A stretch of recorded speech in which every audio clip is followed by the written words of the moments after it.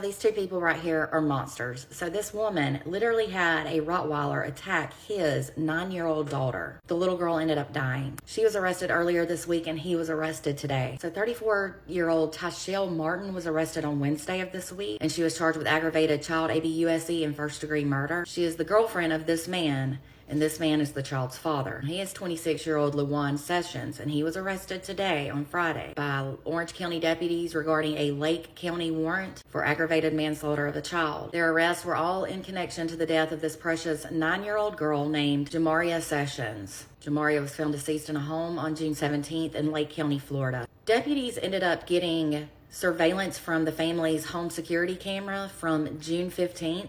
And it showed Jamaria being viciously attacked by the family's 103-pound Rottweiler. This was after Tashiel commanded the dog or told the dog to attack the young girl, all while she held on to the dog's leash and didn't stop him. Detectives later found out that this sweet little girl used to be punished a lot. She would have prolonged wall sits, running in place on a treadmill with her arms up for long periods of time, being hit with objects, kicked, punched, pinched, you name it. This is so heartbreaking. An autopsy ended up revealing that her death was a result of multiple blunt force injuries to her head and torso and a thermal injury to her right foot. Listen to what that's from. That injury on the foot was because she was burned by Tashiel when she used boiling water on the little girl's hair. It was said that the abuse continued to a point where Tashiel can be seen dragging Jamaria's body across the floor, and Jamaria was almost completely motionless. Jamaria was then repeatedly struck and shaken by Tashiel, who can be heard in the video saying, "I'm fixing to kill her." Unreal. A spokesperson from the Lake County Sheriff's Office said it was the worst case of child abuse they'd ever seen. Now, this is what screwed up.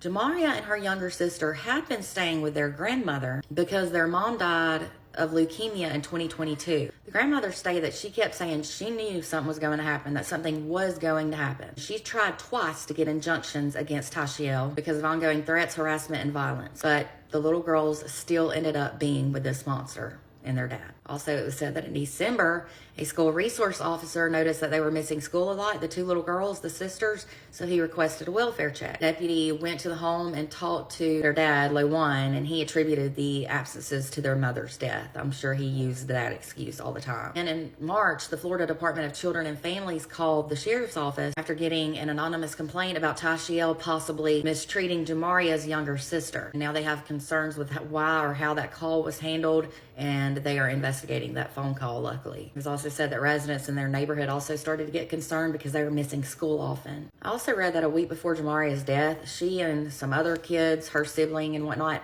had gone on a cruise with Tashiel and her mother, and that LeJuan did not attend, but Tashiel kept texting him all these horrible things his daughter was supposedly doing, although it's looking like she was just making up those supposed things that she was doing so she would have a reason to beat her on the trip, which is beyond screwed up. It was said LeJuan stayed at home because he was having an affair with another woman. Part of the reason LeJuan was arrested was because, according to the affidavit, he knew or suspected that something was wrong, and he even sent Tashiel text messages about her abusing his daughter, but he did nothing about it. Why would you let your daughter go on a cruise with her abuser without you there or at all? Why would you even be with somebody who abuses your child? It was also said that Jamaria didn't even have her own room. She had to sleep on a crib mattress or a couch, whereas all the other kids had their own rooms and beds. She had nothing to call her own other than a few clothes. So it sounds to me like authorities had plenty of opportunities to do the right thing and to get these girls out of this home into safety. And I hate it for the grandmother who tried her best. It is absolutely heartbreaking, and my heart and prayers go out to all who knew and loved Jamaria. You just truly never know what a child goes through when they're at home behind closed doors. When I taught middle school, my philosophy was to love all of my students and treat them with kindness, because some of them are coming to school to get away from mistreatment and violence and abuse at home. And that is absolutely heartbreaking. We never know.